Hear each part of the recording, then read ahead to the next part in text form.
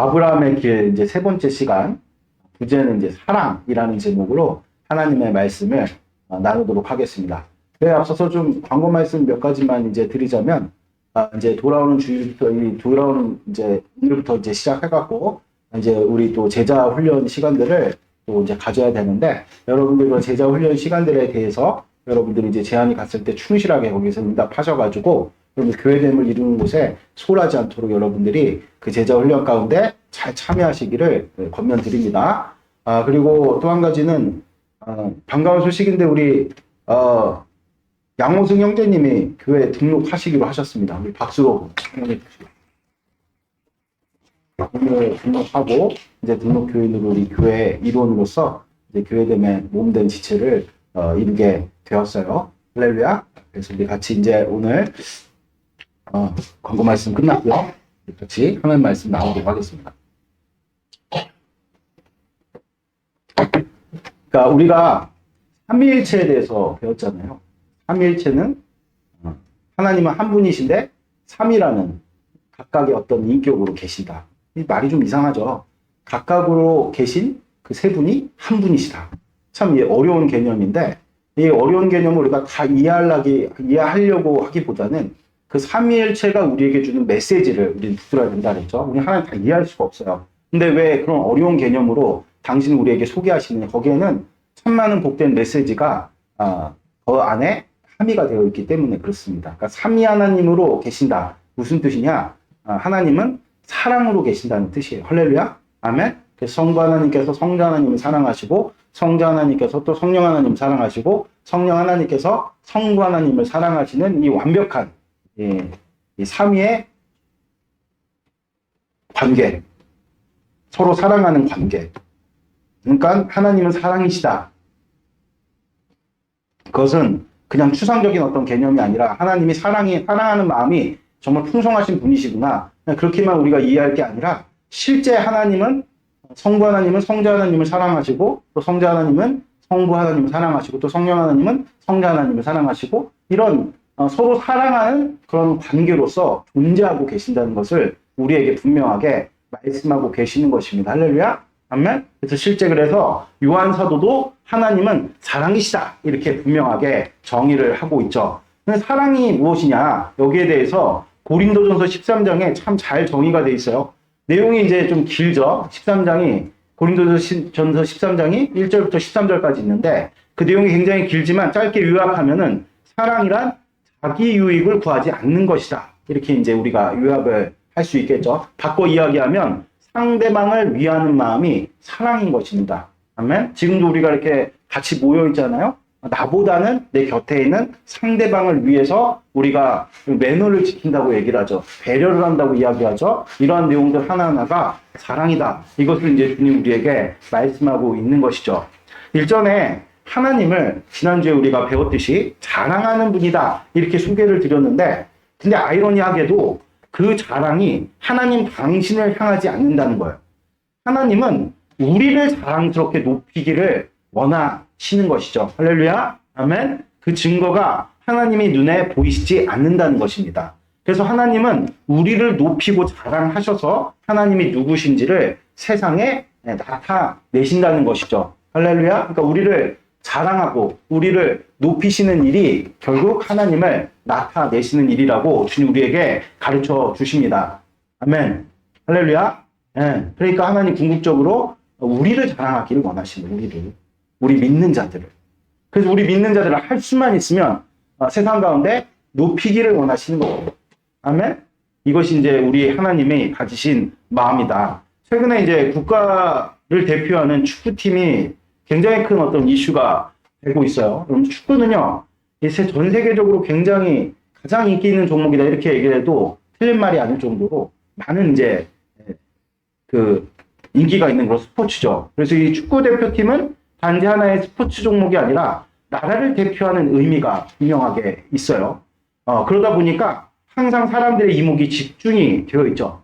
최근에 이제 아시안컵이라는 대회를 치렀는데 성적이 굉장히 우리나라가 좋지 못했어요. 표면적인 성적은 좋았지만 경기 내용 하나하나가 굉장히 좋지 못해가지고 많은 어떤 그런 비판을 받게 됐어요. 그중에 많은 관심이 집중된 만큼 많은 비판을 받게 된 거죠. 특별히 그 성적을 책임져야 할 감독이 도마에 올라서 많은 사람들의 판단을 받게 되었죠. 그중에 이 대표팀을 원팀으로, 그러니까 하나됨을 만들지 못했다. 여기에 대한 질타가 가장 컸습니다.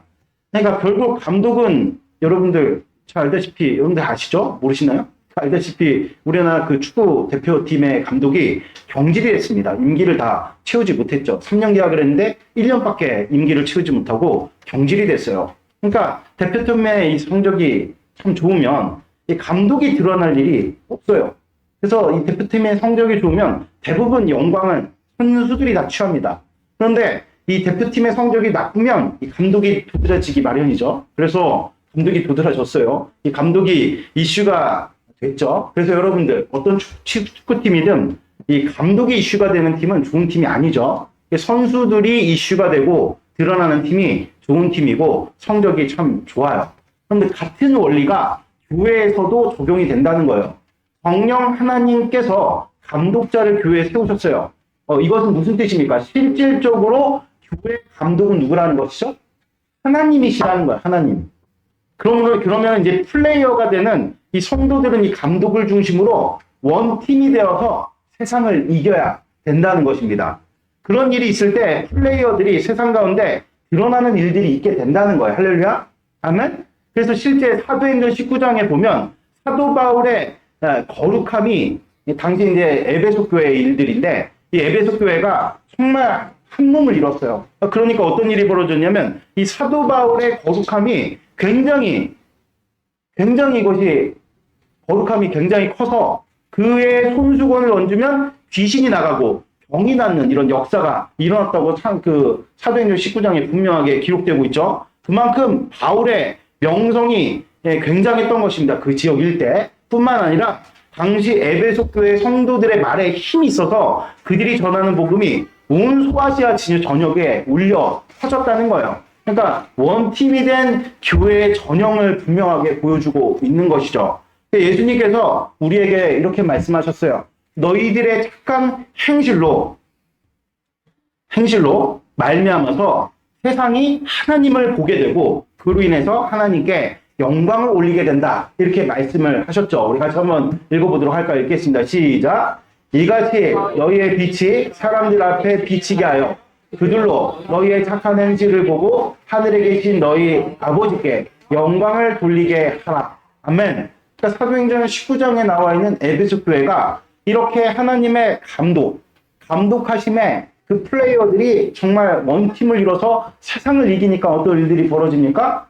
바울의 명성이 굉장히 그 거룩함이 많은 사람들에게 알려지고 실제 그 거룩함에 능력이 있어서 바울의 손수건을 얹기만 해도 귀신이 쫓겨나가고 병이 낫는 이런 놀라운 기적들이 일어남과 동시에 또 그 에베소 교인들의 말에 힘이 있다는 얘기는요. 어딜 가든지 내가 말을 하면 우리가 신촌 임마누엘 교회 우리 교회가 거룩하잖아요. 원팀을 이루잖아요. 어느 곳에 있든지 내가 가서 말을 하게 될 때 사람들이 귀를 기울인다는 거예요. 아멘. 회사에 있든지 뭐 직장에 있든지 무슨 학교에 있든지 가정에 있든지 어느 곳에 가든지 내가 말을 하게 될 때 그 말에 힘이 있게 된다는 것이죠. 그러한 내용들을 정확하게 보여준 것이 에베소 교회라는 것입니다. 아멘. 그래서 주님께서는 이렇듯 우리의 착한 행실들을 통해 가지고 하나님의 말씀에 순종한 그 일로 말미암아 하나님이 누구신지를 세상 가운데 나타내시기를 원하신다는 것이죠. 그래서 교회는 원팀이 되어야 됩니다. 할렐루야. 한 몸을 이루어야 된다는 것이죠. 그래서 교회는 규율이 존재하고 실제 그 규율을 운용하는 감독들이 존재하는 것이죠. 감독들이라는 목사라든지 뭐 집사라든지 권사라든지 뭐 장로라든지 교회 리더들을 일컫는 것이죠. 이를 중심으로 한 팀을 이룰 때 우리는 세상과 싸워서 이길 수 있는 것이죠. 스포츠에 이런 말이 있어요. 팀보다 위대한 선수는 없다. 이런 말이 있어요. 실제 실력이 아무리 출중해도 팀워크를 깨면은 승리에 도움이 되지가 않습니다. 그래서 여러분들 교회가 이와 같다는 거예요. 여러분들 하나님께서 우리를 부르시면 개인으로 부르신 예가 없어요. 그럼 믿음의 조상 아브라함도 홀로 부름을 받은 것이 결코 아닙니다. 그는 수많은 식솔들과 함께 말씀을 따라서 가나안 땅에 왔다는 사실을 성경은 분명하게 기록하고 있어요. 우리 같이 한번 읽어보도록 할까요? 읽겠습니다. 시작. 이에 아브라함이 여호와의 말씀을 따라갔고 롯도 그와 함께 갔으며 아브라함이 하란을 떠날 때 75세였더라. 그러니까 무슨 얘기입니까? 여기 분명하게 기록되어져 있죠. 아브라함이 호렐단신으로 온 것이 아니라 아브라함의 식솔들, 그러니까 아내 사라도 있고 우리가 잘 알다시피 롯을 구하러 갈 때 이미 그 아브라함의 수하에 318명의 가병들이 종들이 있었다는 사실을 우리가 성경을 통해서 알 수 있죠. 그러니까 아브라함의 가문, 아브라함의 가정 자체가 뭐였다는 거예요? 교회였다. 이것을 주님 우리에게 가르쳐 주시는 것이죠. 그래요. 여러분들 우리가 잘 알다시피 사도 바울도 예수님 원래 안 믿던 사람이었어요. 근데 그가 다메섹에서 예수님을 인격적으로 만났습니다. 그리고 어떤 일이 벌어졌어요? 이 예수님을 만나자마자 즉시로 눈이 멀어버렸어요. 그래서 이것을 치료하려고 하나님께서는 아나니아라는 그 예루살렘 교회의 제자를 보내십니다. 그 일로 바울이 교회에 연결이 된 것이죠. 그러니까 구원이라는 것은 예수 그리스도의 몸된 교회가 되어서 이루는 것입니다. 아멘? 그러므로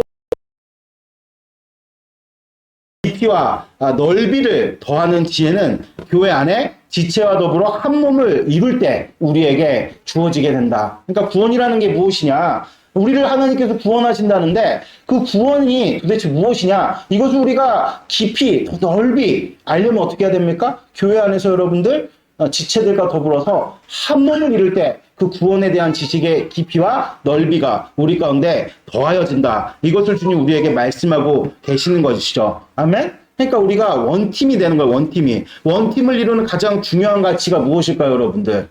그것을 성경은 사랑이라고 우리에게 말씀하고 있어요. 사랑은 여러분들 지체와 지체의 간극을 메우는 악교와 같은 거예요. 그 악교와 같은 역할을 하시는 이가 누구십니까? 하나님이시라는 거예요. 할렐루야. 아멘. 하나님이 우리의 한 몸을 이루는, 우리의 간극을 메우는 악교의 역할을 하신다는 것이죠. 여러분들 바울 사도는 우리에게 구원의 보증이 있는데 그것은 곧 성령 하나님이라고 우리에게 분명하게 성경에 기록하고 있어요. 우리 같이 한번 읽어보도록 할까요? 시작. 그가 또한 우리에게 인치시고 보증으로 우리 마음에 성령을 주셨느니라. 아멘. 그러니까 여러분들 보세요. 오늘 이 말씀을 보면 또한 그가 우리에게 인치셨다는 얘기가 우리를 어떻게 하셨다는 거예요? 지명하셔서 부르셨다는 거예요. 우리를 구원하셨다는 그런 의미입니다. 근데 인치시고 우리를 구원하시고 그 보증을 우리에게 무엇을 주셨다고 말씀하고 계십니까? 성령 하나님을 우리에게 주셨다. 이렇게 말씀을 하고 있는 것이죠. 그래서 쉽게 말해서 우리가 구원을 받았다면 우리 안에 성령 하나님께서 와 계신 것입니다. 할렐루야. 아멘. 여러분들 그러면 성령 하나님께서 우리 안에 계신 것을 우리는 어떻게 확인을 할 수 있을까? 성령 하나님 눈에 안 보이시잖아요. 근데 우리가 구원을 받았는데 구원을 받은 보증으로서 성령 하나님을 주셨다. 만약에 그 성령 하나님 눈에 보인다면 우리 몸에 어떤 무슨 문양을 낸다든지 흔적을 낸다든지 아니면 무슨 서류를 준다든지 그런 일들로 성령 하나님이 우리 가운데 보증으로 계시면 참 쉬울 텐데 성령 하나님이 눈에 보이지 않는단 말이에요. 그럼 우리가 구원받았다는 그 보증을 어떻게 우리가 확인을 할 수 있겠느냐? 그러니까 성령 하나님이 우리 가운데 계실 때 나타나는 우리 안에서의 한 가지 우리 전에 없던 일들이 생기게 되는데 그것이 무엇이냐? 바로 무엇입니까? 사랑이라는 거예요. 사랑. 전엔 내가 사랑이 없었는데 예수 그리스도를 믿고 나왔더니 내 마음 가운데 무엇이 풍성해진 것입니까? 사랑이 풍성해. 사랑이. 로마서 5장 5절 한번 같이 읽어보도록 하겠습니다. 이렇게 목이 계속 마르는지. 로마서 5장 5절 같이 읽겠습니다. 시작. 소망이 우리를 부끄럽게 하지 아니함은 우리에게 주신 성령으로 말미암아 하나님의 사랑이 우리의 마음에 부은 바 됨이니. 그러니까 여러분들 우리가 예수님을 믿게 되면은 전에 없던 마음이 우리의 마음 가운데 생기는 거예요. 전에 없던 마음. 제가 실제 예수님을 믿고 나서 그러니까 젊은 시절부터 아버지랑 의견이 계속 맞지를 않아가지고 여러분들 아무리 가까운 혈육일다 할지라도 계속해서 의견 차이가 있고 막 계속 이런 식의 저런 식의 다툼이 생기면 사랑하는 관계가 오히려 도리어 더 진한 미움의 관계가 되기도 하죠. 그래서 저는 어릴 적부터 참 아버지랑 그 20대 이제 넘어오면서부터 의견이 계속 맞지를 않아. 그게 한 5, 6년 지속이 되니까 아버지가 굉장히 그냥 아버지에 대한 반감으로 마음 가운데 가득 찼었어요. 그런데 예수님을 딱 믿자마자 여러분들 예수님을 믿고 예수님을 인격적으로 딱 만나고 나서 제가 제일 많이 중보 기도를 했던 그 예수님 믿고 나서 제가 기도를 정말 많이 했었는데 한 6개월 정도 가운데 제일 많이 기도를 했던 대상이 눈물로 기도를 했던 대상이 아버지예요. 그러니까 이것은 여러분들 그동안에 가지고 있었던 죄된 경향성에 비춰볼 때는 이것은 정말 나와 맞지 않는 그런 마음이죠. 이처럼 우리가 구원을 받았다 하면은 여러분들 사랑은 인간이 가질 수 없고 이룰 수 없는 그런 아주 독특한 하나님만이 주실 수 있는 마음이기 때문에 물론 인간은 여러분들 하나님을 떠나서 그 사랑에 대한 그리움은 있어요. 그러나 그 사랑을 이루는 자들이 그 사랑을 온전하게 이루는 우리의 인생의 삶이 극히 희박하다는 것이죠. 그래서 예수님을 믿게 되면은 여러분들 우리는 사랑에 대해서 체념하면서 그냥 세속적으로 세상의 어떤 결을 따라서 살아가는 것이 우리의 인생일진데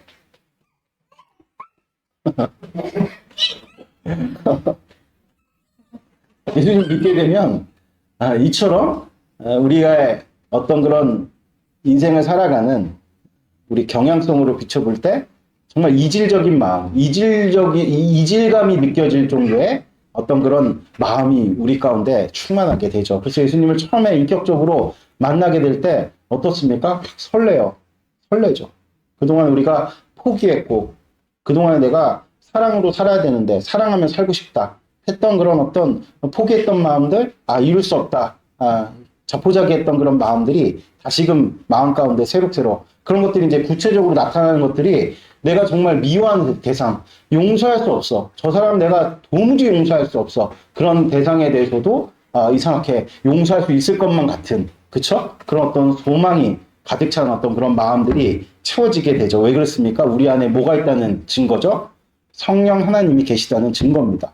그러니까 여러분들의 영적인 상태도 우리가 성령 충만하면은 마음 가운데 저 사람 진짜 용서할 수 없는 말도 안 되는 저런 어떤 인간이 있나. 근데 그 인간이 굉장히 불쌍해 보이는, 용납이 되는 그것이 우리 안에 성령 충만함의 증거이다. 이것을 주님 우리에게 말씀하고 계십니다. 그래서 바울은 성령이 우리 마음에 계신 것은 곧 하나님의 사랑이 부어진 것이라고 말씀을 하고 있어요. 다시 말해서 우리가 구원을 받았다면 하나님의 사랑이 우리에게 나타나게 된다는 것입니다. 할렐루야. 그럼 사랑은 무엇입니까? 자기 유익을 구하지 않는 것이죠. 아멘? 그러니까 우리가 어떤 대상을 미워하는 것도 내 이익에 반하는 것 때문에 미워하는 거거든요.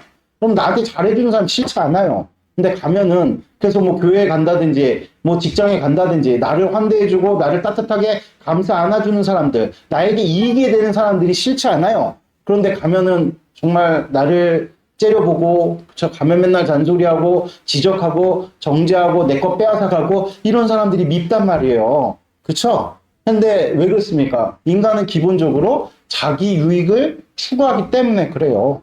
그런데 하나님의 사랑이 우리 마음 가운데 다 분바되어지면은 그런 자일지라도 밉지가 않다는 거예요. 왜냐하면 여러분들 그 사랑은 자기 유익을 구하지 않기 때문이라고 주님 우리에게 말씀하고 계십니다. 그런데 일전에 우리가 나눈 아브라함은 애굽 땅에서 자기의 이기심 때문에 아내를 누이라고 속였어요. 그러니까 다른 사람의 유익보다 자신의 안위를 더 중시 여겼습니다. 그래서 결국 아내를 빼앗기는 화를 당하게 되었죠. 만일 여러분이 복음을 받아들였고 그에 따라 구원을 소유했다면 종종 아브라함과 같은 일을 겪게 될 것입니다. 이기적인 것이 결국 우리 삶을 복되게 만들지 못해요. 아멘? 제가 다시 한번 말씀드릴게요. 여러분들 이 세상 가운데 구원과 관계없이 살아가면서 이기적으로 자기 것만 챙기면서 잘 먹고 잘 사는 사람들이 보일지 모르겠어요. 야, 너 이름 뭐냐? 왜 생각이 안 나? 소은이 오늘 생일, 어제 생일인 박소은이 오늘인가요? 오늘 생일인데 박소은이 생일 축하합니다. 너 지금 생일 축하 받으려고 너 일부러 지금 관심을 모은 거야? 우리 같이 한번 박수로 우리. 야, 소은아, 근데 너 사랑하면서 살아야 되잖아. 그치? 자기 유익을 구하면 안 되잖아. 그러니까 목사님이 도와줘, 알았지? 가만히 있는 게 도와주는 거야.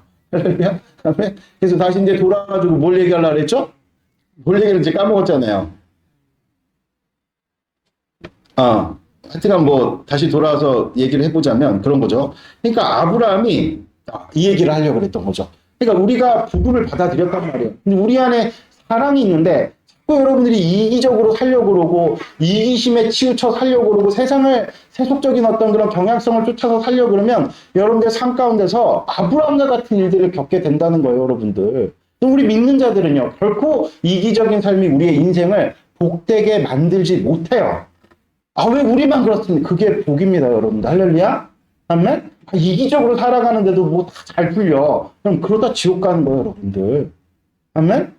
이기적으로 살면, 우리 그리스도인들은 이기적으로 살면 하나도 일이 되는 게 없어요. 저는 그런 것들을 요새 참 많이 느껴요. 조금이라도 어떤 지체에 대해서, 대상에 대해서 나 중심으로 이기적으로 뭔가를 선택하고 났을 때, 일주일이 힘들어요. 한 달이 힘들어요. 왜 이렇게 힘들지? 곰곰이 생각해보고 묵상해보면 그때 그 결단 때문인 거예요. 그래서 회개해야 돼, 회개해야 돼. 할렐루야? 아멘? 회개하시는 여러분들이 계시길 축복드립니다. 뭔가 우리의 인생 가운데 일이 이렇게 안 풀려. 사인입니다, 사인. 여러분들이 구원받았다는 증거예요. 못되게 살지 말라는 거예요, 여러분들. 할렐루야? 아멘?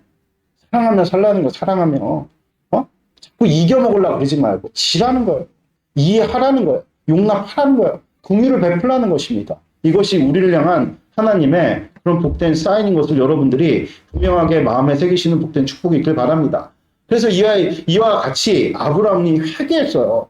회개했단 말이에요. 내가 이기적으로 아내를 나의 유익을 위해서 소비를 했구나. 회개를 했습니다. 그 증거는 곧 다시 그가 말씀을 따라 가나안으로 돌아온 거죠. 여러분들, 우리는 이기심을 꺾을 수가 없어요. 우린 죄인이기 때문에. 우리의 이기심을 꺾을 수 있는 유일한 방법이 무엇이냐? 말씀을 쫓아 살아가는 여러분들 그 길밖에 없다는 것을 여러분들 분명하게 마음에 새기시는 복된 축복이 있기를 바랍니다. 아멘? 여러분들 요새 성경을 좀 읽으십니까? 그러면서 말씀과 무관한 인생 살면은 절대로 여러분들 세속적인 이 경향성을 거스를 수 없어요. 여러분들 이기심으로 치우친 이런 인생을 우리는 거스를 수가 없어요. 이것을 여러분들이 분명하게 마음에 새기시는 복된 축복이 있기를 바랍니다. 그런데 아브라함의 이기심이 꺾였다는 것은 곧 하나의 사건을 통해서 분명하게 드러납니다. 바로 롯과의 분쟁이에요. 이가 애굽에 있다가 어디로 올라왔죠? 다시 가나안 땅으로 올라왔어요. 무슨 뜻입니까? 나 이제 하나님의 약속의 말씀을 쫓아 살겠어. 그 결단을 가지고 다시 가나안 땅으로 올라온 겁니다. 그렇죠? 그런데 가나안 땅으로 다시 한번 말씀드리지만 하나님의 약속의 말씀을 따라 쫓아 살아간다는 것은 여러분들 표면적인 것이 아닙니다. 이면적인 거예요.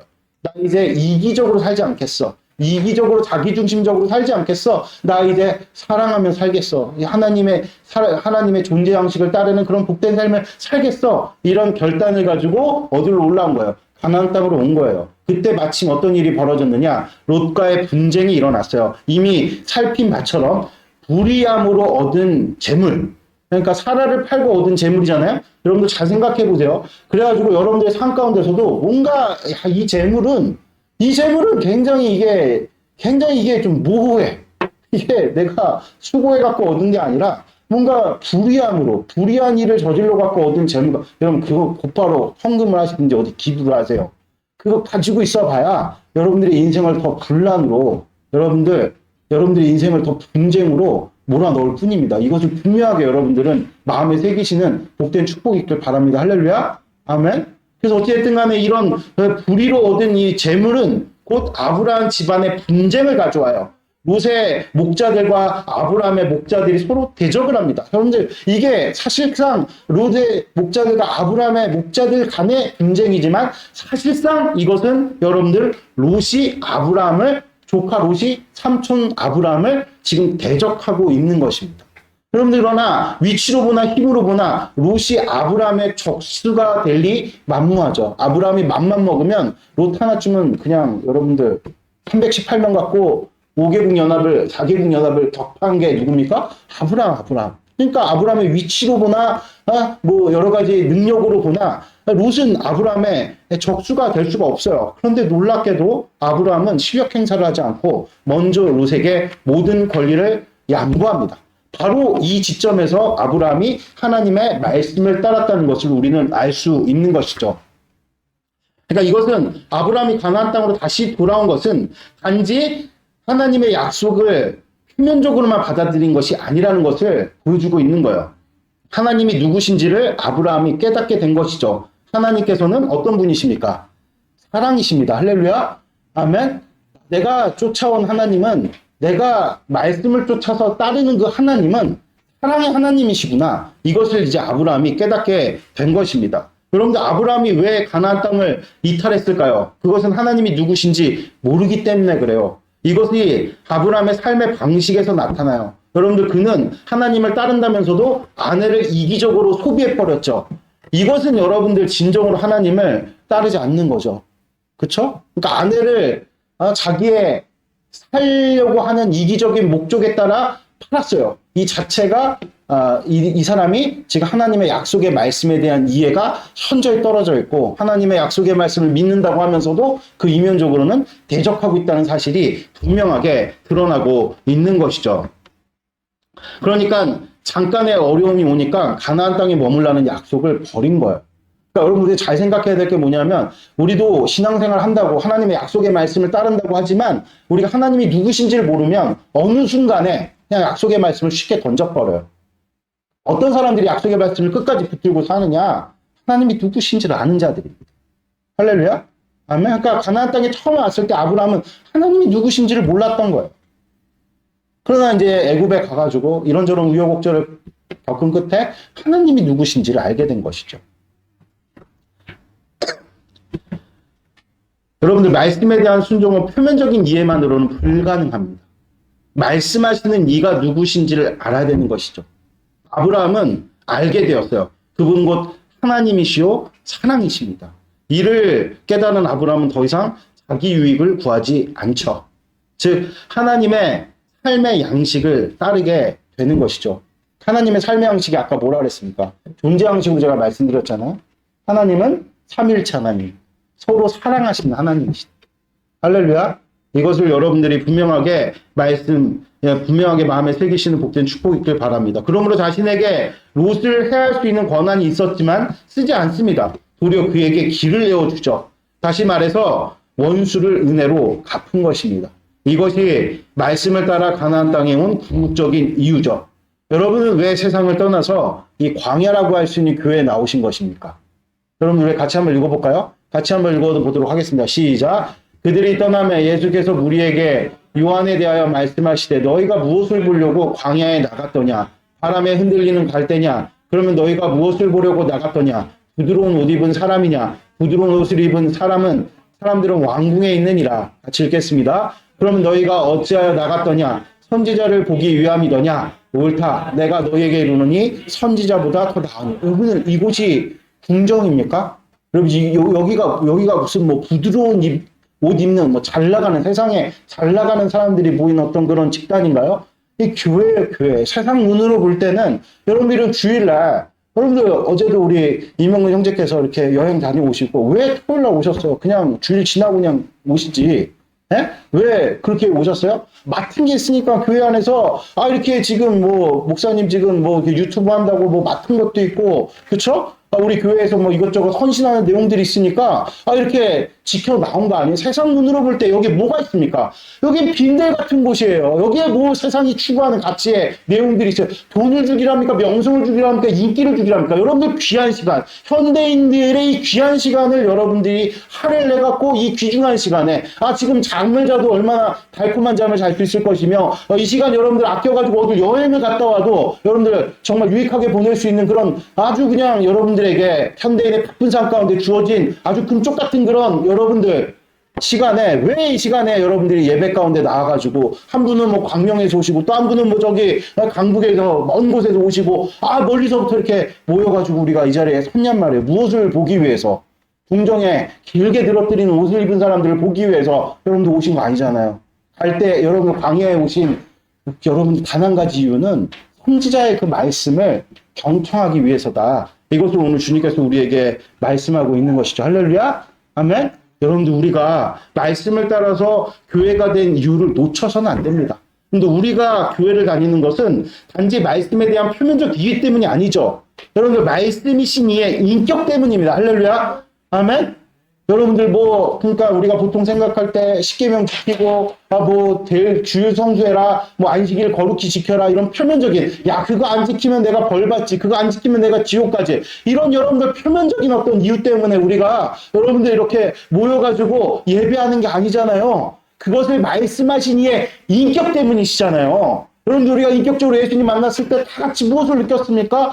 아, 여러분 정말 우리가 죽을 수밖에 없는 우리 죄인들을 여러분들 십자가에서 못 박히신 그 일로 말미암아 우리를 살리신 하나님의 그 사랑을 여러분들 그분의 인격을 우리가 깨닫고 느껴서 오늘 이렇게 교회 가운데 모이게 된 것 아니겠습니까? 여러분들 할렐루야.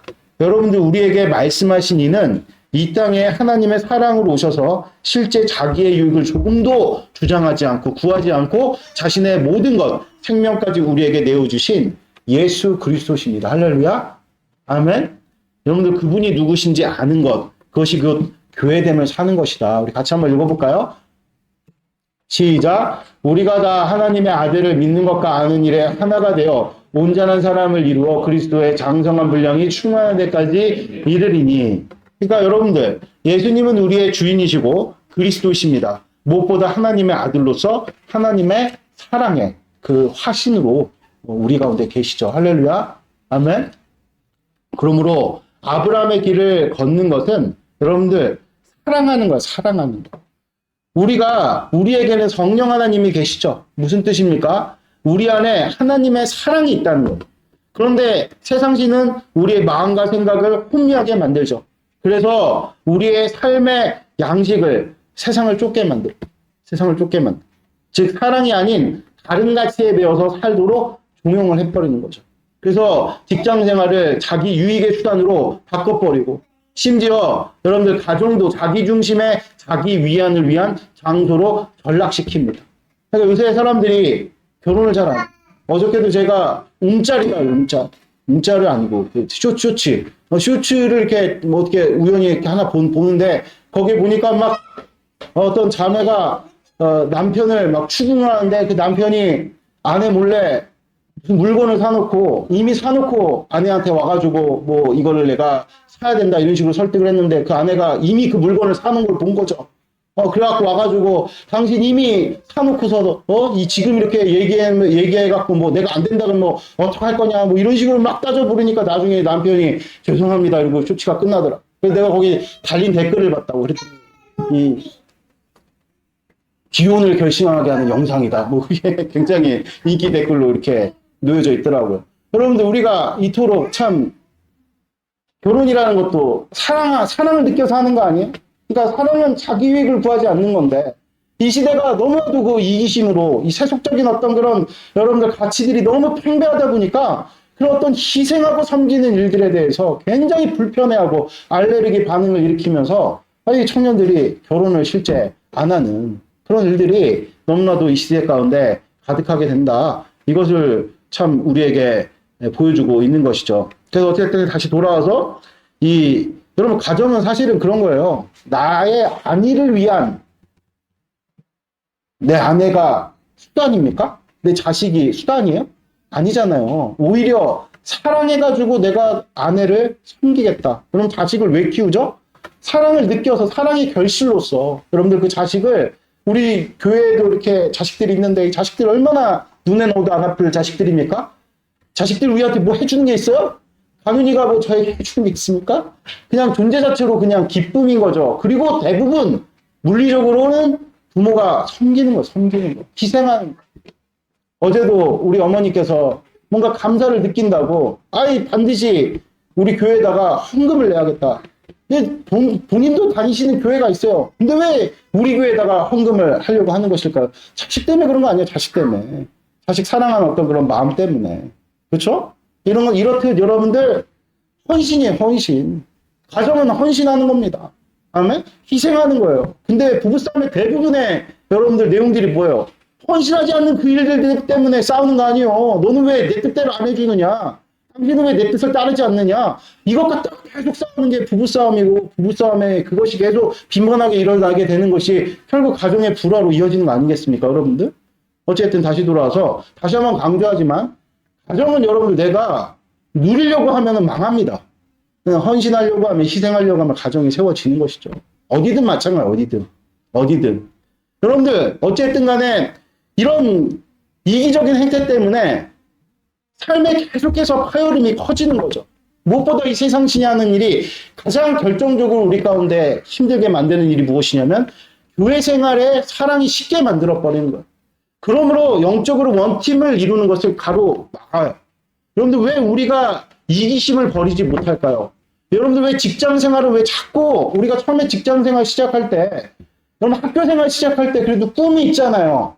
뭔가 가치를 붙들고 여러분들 대학 가고 그러지 않으셨어요? 이명근 형제님 변호사 처음에 되실 때, 내가 법관이 될 때, 내가 법에 종사하는 자가 될 때 뭔가 원대한 꿈을 가지고 가치를 붙들고 그 일을 시작했는데 왜 점점점 이게 밥벌이 수단으로 자꾸 전락을 하게 되는 것일까요?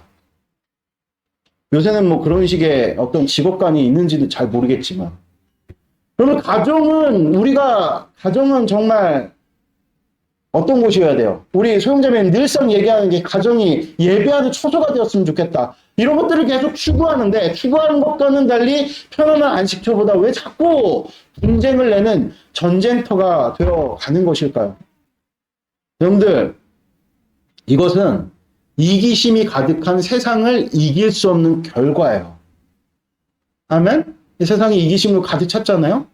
이 세상의 물결을 우리가 이길 수가 없는 거예요.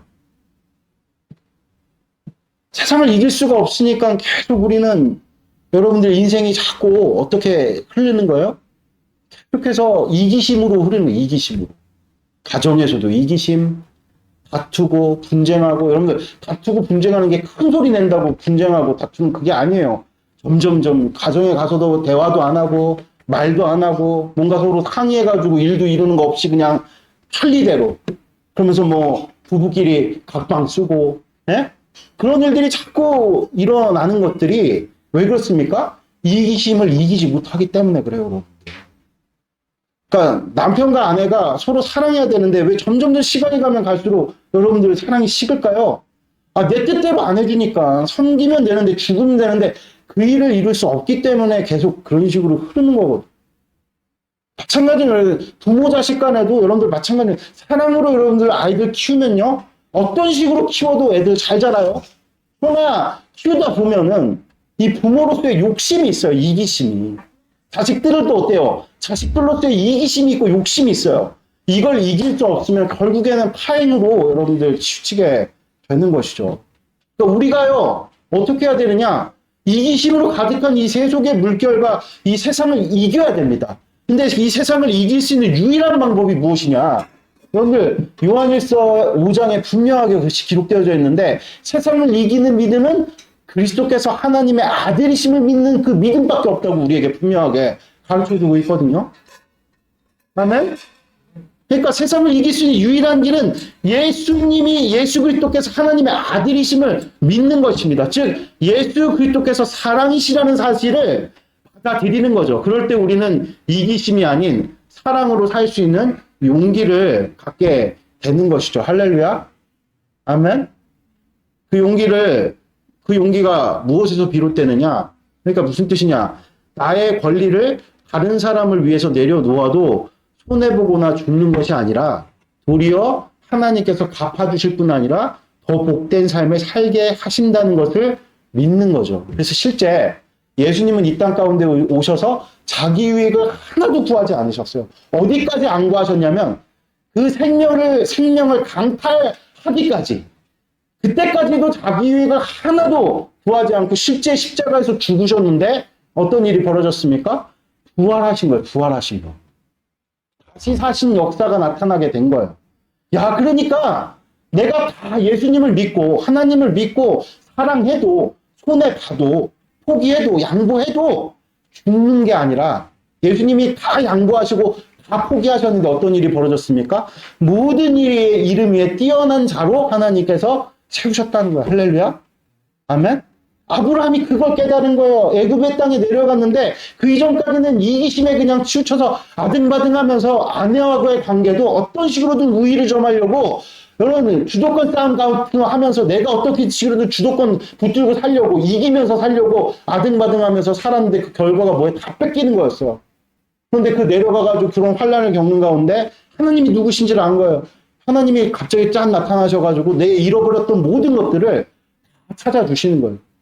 그러니까 하나님께서 정말로 이렇게 죽어도 다시 살리시는 분이시구나. 하나님만 쫓아가면 하나님이 살라고 하는 대로 산다면 내가 죽어도 다시 살겠고 잃어버려도 더 큰 것으로 보상을 받겠구나. 이거를 아브라함이 애굽에서 깨닫게 된 것입니다. 할렐루야. 깨닫고 깨달아서 나중에는 여러분들 누구까지 바쳐요? 아들까지 내어놔요. 아들까지. 히브리서에 분명히 기록되어져 있거든요. 아브라함이 이삭을 바친 이유가 무엇이냐? 하나님께서 반드시 다시 살려주실 것을 믿고 바쳤다고 분명히 기록하고 있죠. 이게 여러분들 우리 그리스도인들이 붙들고 사는 부활신앙인 거예요. 할렐루야. 아멘. 그러므로 오늘도 여러분들 말씀 안에 거하십시오. 아멘. 그래서 예수님이 남기신 유일한 계명인 서로 사랑하라. 이 말씀 안에 거하십시오. 그 사랑의 대상은 다름 아닌 여러분들 형제 자매라고 불리우는 여러분 바로 교회된 지체들이에요. 여러분들 왜 우리를 형제라고 부르는지 아십니까? 여러분들 왜 우리를 자매라고 부르는지 아십니까? 여러분들 이게 바로 서로 사랑하라는 그 계명에 묶인 관계이기 때문에 그렇게 부르는 거예요. 그러니까 예수님께서 그냥 아무나 서로 사랑하라 이 말씀하신 게 아니라 너희 제자들, 그러니까 너희 예수 그리스도를 믿는 자들로 모인 무리들, 너희도 서로 사랑해라.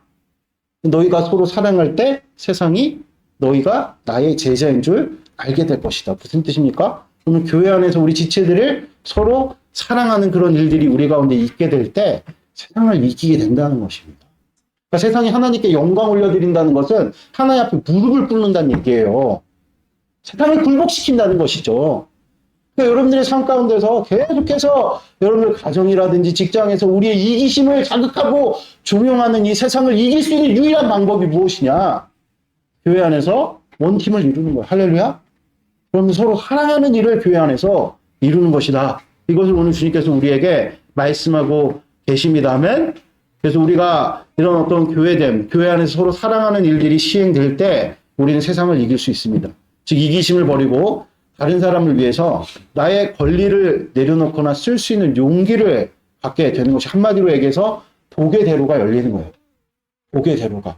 그래서 실제 지난주에 우리가 나눴던 말씀처럼 하나님께서 우리를 높이시고 자랑하는 그런 일들이 일어나게 된다. 그리스도께서 이 땅 가운데 만유의 모든 이름 위에 뛰어난 이름을 얻으셨던 것처럼 여러분들로 하나님께서 여러분들을 높이시고 자랑하는 그런 복된 일들을 주님께서 이루어 주신다는 것입니다. 세상을 이길 수 없으면 여러분 우리 세상에 굴복된 채로 세상의 꼬리가 되어야 되는 거예요. 절대로 그렇게 살지 말라고 주님께서 말씀하시거든요. 너희들은 꼬리가 되지 말고 머리가 되라고 말씀하십니다. 그러려면 어떻게 됩니까? 세상을 이겨야 돼요. 세상에 여러분들 기본적인 삶의 양식, 이기심, 자기중심 이게 우리 안에도 있단 말이에요. 세속적인 이 물결이 장악하고 있는 우리네 마음을 여러분 교회 안에서 하나됨을 이뤄서 이기라는 거예요. 승리를 이루라는 거예요. 오늘 양호승 형제님께서 교회에 가입하셨습니다. 할렐루야! 정말 잘하신 겁니다. 이 양호승 형제께서 교회됨을 이루실 때, 교회 안에서 하나됨을 이루실 때, 오늘도 아침에 보니까 우리 교회에서 하여튼 두 번째로 일찍 나오셨어요. 할렐루야! 아멘. 나오셔가지고 이 교회됨을 힘써 이룰 때 양호승 형제의 삶 가운데서 이제 모든 내가 가지고 있던 이기심과 이 세속의 물결을 이기고 굴복시켜 하나님이 높이셔서 우리 양호승 형제를 위해서 통해서 하나님의 영광을 드러내는 격오도 복된 삶을 주님께서 이루실 줄을 믿습니다. 할렐루야 아멘. 우리 다 같이 기도드리도록 하겠습니다. 하나님 아버지 감사합니다. 오늘 선포된 말씀 우리 가운데 반드시 이루어 주셔서 우리가 세상이 이길 수 없어 아버지 정말 늘 이기심과 자기중심을 벗어나질 못해서 삶의 파열림이 점점 나이가 먹으면 먹을수록 커지는 이런 상황 속에서 아버지 안에 정말 복된 은총으로 우리를 부르셔서 세상을 이길 수 있는 놀랍고도 복된 길을 제시하시니 그것이 교회됨이요 서로 사랑하는 길일진데 아버지 오늘도 성령 충만과 아버지 말씀 충만을 이루어 주셔서 아버지 정말 우리가 하나됨을 이루어 세상을 이겨 아버지 안에서 복된 아브라함의 그 길을 우리 또한 걸어나가 예수님과 같이 우리가 말씀에 순종하여서 아버지 안에서 부활신앙에 부활 영광에 아버지 그런 놀랍고도 복된 은총 안에 우리가 거할 수 있는 은혜를 더하여 주시옵소서. 감사합니다. 부활의 주님 되신 예수님의 이름으로 기도드렸습니다. 네. 우리 같이 준비하신 예물